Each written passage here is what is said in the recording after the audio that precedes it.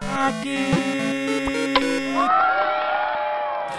guys, what's up? Jeff here with PackGeek. We have another super exciting rip today. I have a guest who is quite possibly the hardest working person in radio. Ooh. Every time I turn on the dial, she's on a show. It might be a different station, but she's always on the radio, always doing promotional stuff around the Metroplex. Sybil Summers, thank you so much for being here. Thank you for having me. Don't build it up too big now. I don't want to set the bar too high, and then people are gonna be like, "Who?" Yeah, but that's what I do. So when I first reached out to Sybil about this, I was like, "Hey, would you be interested in being a guest on the show? I'd love to have you." And she was like, "I don't really talk sports." I'm like, "That's perfect, because you know what? We can open something else like Garbage Pail Kids." So we got a very different rip for you guys today. But and I was like, "Yes!" Now like, you're speaking my language, Jeff. Exactly. So you have done both radio and TV. Which do you prefer between the two of those? Definitely radio. Really? Mm-hmm. You don't have to do hair and makeup. You could go in with a ponytail and tennis shoes and sweats if you want to. You can read if you need to, and nobody's looking at you to see that you're cheating. So yeah, radio's way better for me personally. I can't. No blame offense you. to Hillary. No, I can't. That's Hillary his is wife. Miss PackGeek. But so I first heard you on a show called the Pugs and Kelly Show. Yeah. And I believe you were producing that, right? Mm-hmm. And I just always remember Sybil would do these segments, and she would steal the show. Sorry, Pugs and Kelly. But I was always thinking, she needs to be hosting, and obviously you had the chops.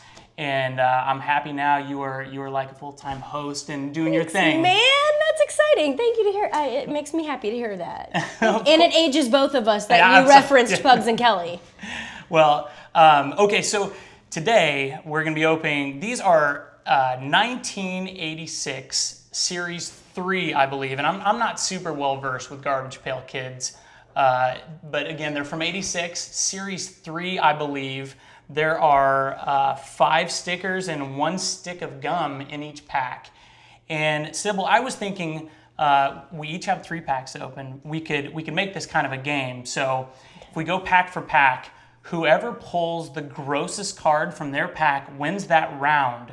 So we play best 2 out of 3 rounds. Mm-hmm. The loser has to eat the gum from 1986. Okay, game on. You'd be down. Game on. All right. Let's do it. On. Can we just tear them? Or, I mean, there's scissors and stuff. I feel like I need to be You can do whatever you want. Yeah, you can do. I'm not too worried about the condition where I normally would be, but. Well, what do you do with them afterwards? Like, are you gonna keep them? That's a good question. I don't know. I guess it depends on what we get, but. I'll open the first one very delicately. So this has some crazy gum damage to the back of it. That gum is not oh no! This is what we agreed to eat. Yeah. So this gum does not look very healthy. It's discolored and in 2 different pieces. It's extra gross, which is along with the theme here. Yeah, I don't know. Maybe we should redo our bet. Well, so Sybil, how did you get started in radio? I started with Pugs and Kelly. You did? Okay, yeah. so that was your first show, So really? We were on overnights. We would work from 2 a.m. to 6 a.m., which is a tough shift. Yeah, that is a really tough shift. Yeah, bartending and working in a doctor's office and going to school at the same time. So I was putting in the hours, but You've always been the hardest working person in radio. Well, thank you. But yeah, so eventually I got hired on, and I've just kind of hung on tight ever since, and they can't shake me. Knock on wood. Yeah, well, find some wood they're lucky here. to have you. There you go. All right, so these are, I forgot how crazy these cards are. So yeah. I'm a big fan of this card. I don't think this is going to be the one I'm going to use in our competition, but Karate Kate, being a fan of mixed martial arts, that's kind of a fun card. Let me see Karate Kate. Karate Kate. Karate Kate is karate chopping a couple of bricks there and breaking her hand in the beautiful Garbage Pail Kid way. See, now this one to me is kind of a give up, Tatum pull. Like, I see how that could be offensive nowadays. Because remember, this is what, 86? 86, yeah. So now, you probably couldn't get away with Tatum pull. But that one isn't, there's nothing gross or scary about her. Okay, so if I was gonna pick one card, I think I have my one grossest card selected. Okay, your trump card. Yeah, my trump card. Pardon the pun. All right, you have yours? Yeah. Okay, so I'm gonna go with KO'd Cody. Oh. I don't know if you guys can see that really well, but how would you describe KO'd Cody? So it looks like KO like a knockout. So he's got a black eye, missing teeth. He's all stitches, scarred lumps. up. Yeah. Yeah, he's got the ripped shirt. He's Looks bloody. like somebody got super beat up. And he stuck his finger in an electric socket and got that crazy carrot top hair. Yeah, a sweet, like, kind of orange afro. I don't know if you guys can get that again, but KO'd Cody has seen better days. So that's going to be my grossest card for this round. Okay, I think What I do you got have you here? beat. I have Still Jill. Oh, that is disgusting. Now, she is one guys of see those that? things you'd see at Ripley's Believe It or Not, one of those shrunken heads, and it's got like stitched up eyeballs, stitched up mouth, and a bone in her nose. And it's like, it's a head. Yeah. The head is hanging from a nail. Yeah, it's got bone through its nose or her nose. I definitely think you won that. That is disgusting. Still Jill. Yeah, and on the back, she's wanted for, child abuse. Maybe I shouldn't have said that. Sorry, Still Jill. got super dark. She's still on the lam from 1986, you guys. So between mine and yours. I think you definitely win that round. So you chew the gum? Well, we'll wait and see who loses. Best 2 out of 3. Okay. See, I told you I'm not good at sports or math or numbers or anything like That's that. all right. I'm trying to keep us from having to chew that gum as long as possible. Okay, so pack number 2. Number 2. So what is the weirdest on-air interview you've ever had? Okay, this one has 3 pieces. Whoa! Yeah, this gum is nasty. There was this one time I had to chew this disgusting 30-year-old gum out of a Garbage Pail Kids pack. No, probably the weirdest.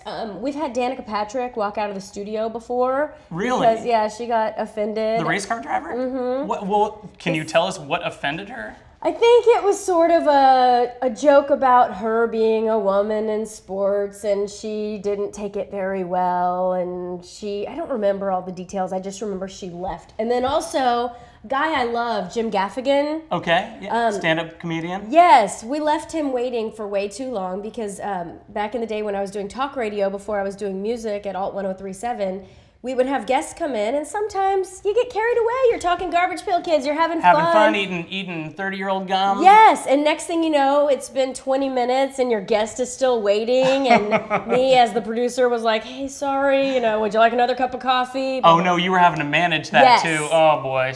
So he ended up storming out, which was not fun. And needless to say, we got taken off the list of guests from that particular person. But yeah, so we've had some fun stuff. That's crazy. I can't imagine like getting up that early, going into a station and not getting through whatever you need to get through. Oh yeah. Oh, it happens all the time.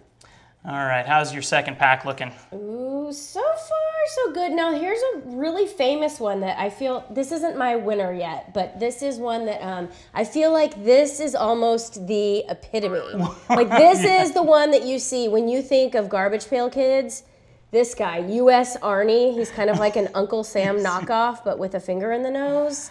That's who you always think of. He's got a bad complexion. He's swollen up like Reggie Jackson at the end of his career. He's got his finger near his brain. That is definitely gross. You think that's your grossest card? No. Okay. I That's just needed to noteworthy. show you Gotcha. I like it. All right. Do you want to see all of them? They're all pretty good. Yeah. If you want to talk about it, I'd love to hear you talk about them. Okay, Spittin' Spencer. Okay. I mean, he's a fountain. He's a fountain. Big deal. Maybe the State Puff Marshmallow Man too? Yeah. Kind of looks a little bit like that. And it'd be better if he was spewing from like other areas. That's that would true. be a little bit more offensive. That could have taken this round easy.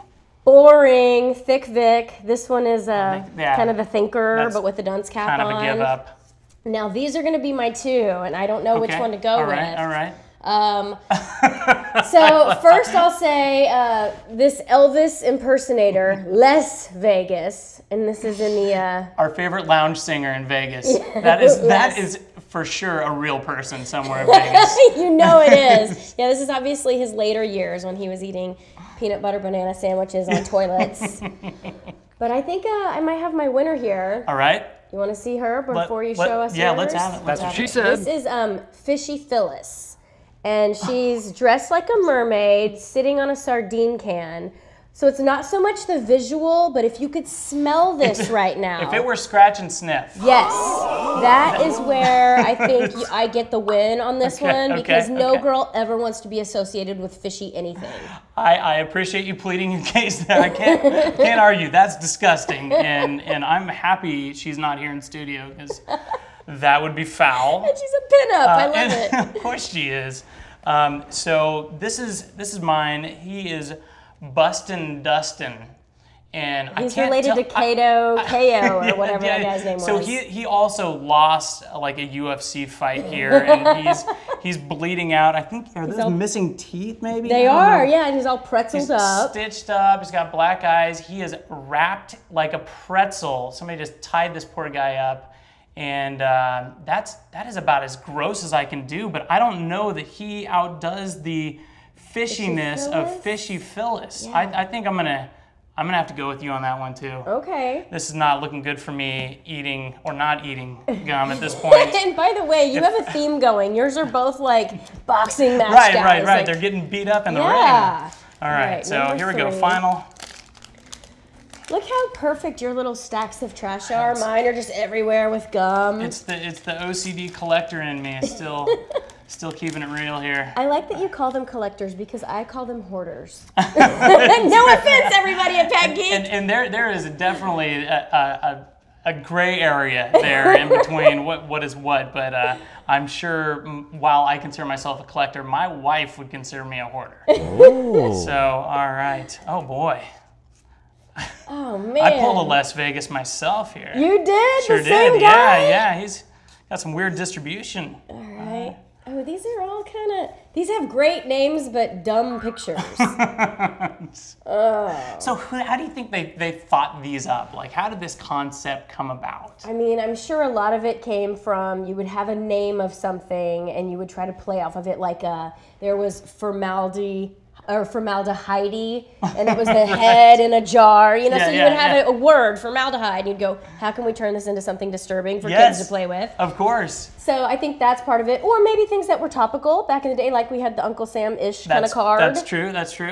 And sardines were very popular in the late 80s. Yeah, were they? I don't know. Maybe. You know, my dad I'm used making to eat sardines. Are you serious? I've never eaten a sardine. You haven't? No. That's a good thing. Okay. Yeah, don't try them. The idea, because some of them are actually like a whole miniature fish, right? Yeah, that's exactly what it is. I can't deal. I could not do it. All right. This is a tricky one because I didn't get a lot of good ones on this pick. All right. So that we'll toss away mirror imaging. We'll get rid of Croaking Colin, who's like a little toady guy. All right. Even though I love that band. Shout out to the Toadies. Yes, my all-time favorite band. This would be stuff. right up your alley. Creamed Keith. Ooh, I like it. Yeah, I like the boxing and fighting cards. And now, not to get too blue here, what's the age rating on this show? It's okay. It's all right. I feel like there's a little bit of crossover in this particular package. We had Creamed Keith, Rod Wad, and my winner, Sticky Rick. And it's just the visual because you don't know what that stickiness is Without from. those other two cards, there could not be a Sticky Rick. So right. I'm going with Sticky Rick. I even need to show my card? Like that's. I can't outdo that. I mean, what's he stuck with? What is that? So I picked this one. Not only is she disgusting, but it's also a call out to Pee Wee Herman's Big Adventure. The Large Marge card. You remember Pee-wee's Big Adventure? And the truck driver pulls over and he tries to hitch a ride, and she's pretty crazy. If you haven't seen the movie, I guess I don't have to worry about spoilers at this point, but definitely a memorable character from that movie. But Large Marge makes a great Garbage Pail Kid as well. She's a good one. Mama June before she went from not to hot. Where is my go-go juice? So I can't beat Sticky Rick, and I'm afraid that leaves me in a really bad place.